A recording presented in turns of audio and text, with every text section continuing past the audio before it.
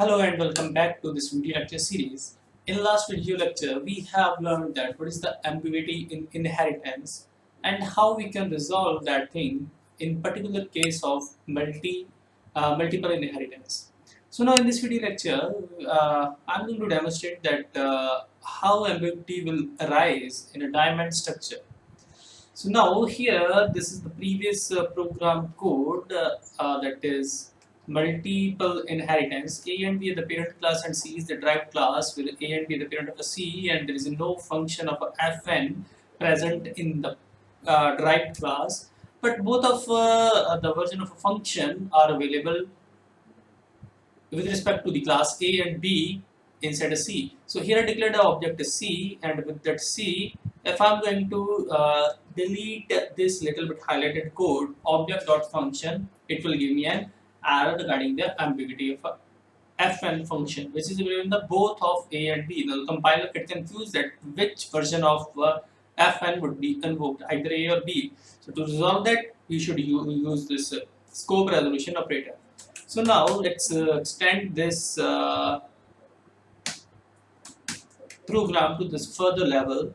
So here what I'm going to do, I'm going to make a diamond structure. Diamond means one base class, then two derived class, and from that two derived class I'm going to prepare one you can say grand derived class. Fine. So there would be a three level hierarchy, but at the middle level there are two classes.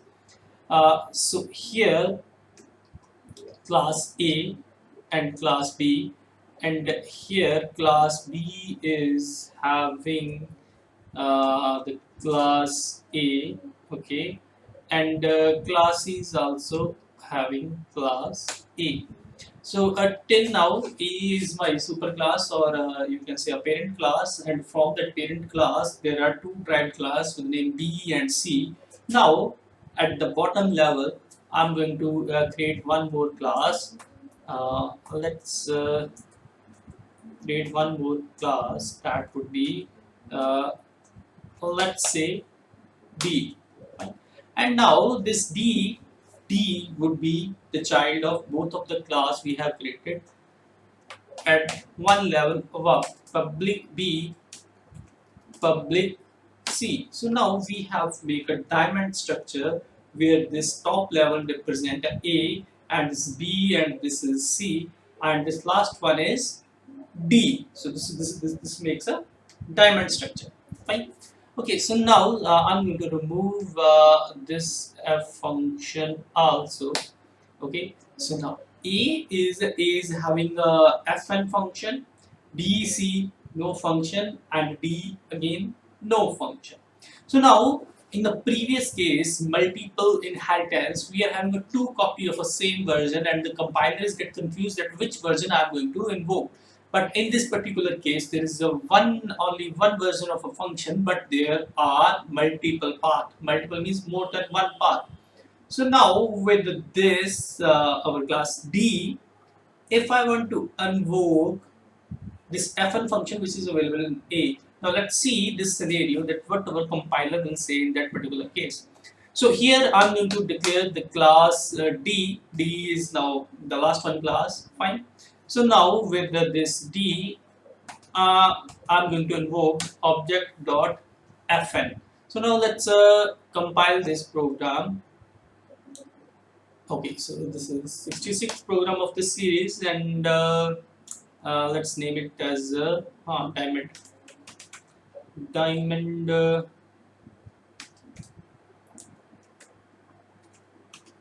ambiguity. Fine. Okay, let's see. Okay, so here it says the request for the fn is ambiguous. The candidates are this one and this one. So now the mean to say there is only one single. Let's make my code very much concise so that we can see that all code in a one go. Okay, so again this is the class. Okay, so now you can observe that A, I am having a class A, my function is available in the class A. So now when I am going to invoke this D, there is a two path, multiple path available in diamond structure. So now if I try to resolve with the previous method like scope resolution method like A colon colon F, even this will not work in a diamond structure. So compiling, what happened to my compiler? So let's see if we can solve this.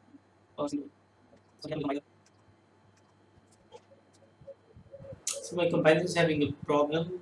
After last video, I just reinstall it, and again it's giving me some problem. So I think I have to download the latest version. After video, getting the answering problem.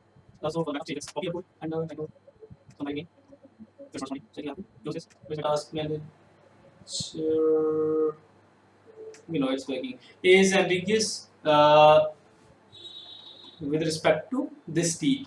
So A is ambiguous. So how to break up this, inheritance, right? So now here we are deriving these two classes as a virtual. Only then we can assess directly A from the class B. Fine. So now till now I'm having a two path, this one path and this one path. If I make these two paths as a virtual, so in that particular case, I can directly access it from the base class. Right? So how to do that?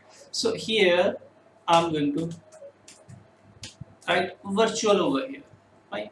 So let's see. Okay, backup sake, I'm copying this code. So let's see what will happen this time. Again, some parsing issue with my compiler. I have to wait.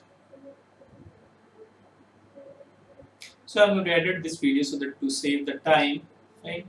So let's compile it again because I already have. Okay, A is ambiguous base of a D. So now let's create okay virtual A. Public virtual A, public virtual public A. So let's again compile this. Control A, not responding. Okay, so now this time we are not having any error. So in this particular case, now let's what happened already compiled. Okay, so let's run this code. So now, okay, fine. So it means by making these two paths as a virtual, the derived class can directly access the function in a base class. So here it doesn't matter if we are using this because there is only one version of this function. So if I'm going to execute this, so that would work pretty fine. So I'm going to include this source code in this video. You can find the link in the description and subscribe to my YouTube channel so that you will get an update video information. Thanks for watching and keep tuned to my channel.